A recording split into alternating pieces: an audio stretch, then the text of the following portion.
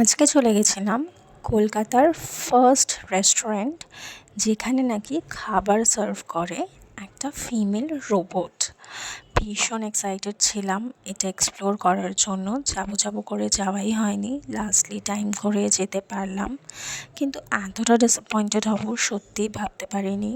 Vlog দেখেছি প্রচুর, যতটা ভালো লেগেছিল সামনাসামনি ততটা একদমই ভালো লাগেনি। স্পেশালি ওদের খাবার এতটাই খারাপ, আর এত ওভার প্রাইস, সেই প্রাইসের তুলনায় টেস্ট একদম ভালো না। স্টাফের বিহেভিয়ারও আমাদের একদম ভালো লাগেনি, সার্ভিস ভীষণ খারাপ। এবং যেটা ওদের মেন অ্যাট্রাকশন রোবট, সেটা আমরা বললাম, তারপরে ওরা ওই ফিমেল রোবটটা দিয়ে সার্ভ করালো, না হলে ওটাও হয়তো ওরা করাতো না। তো ওভারঅল আমার এক্সপিরিয়েন্স তো ভীষণই খারাপ। যাই হোক, কী আর করা যাবে।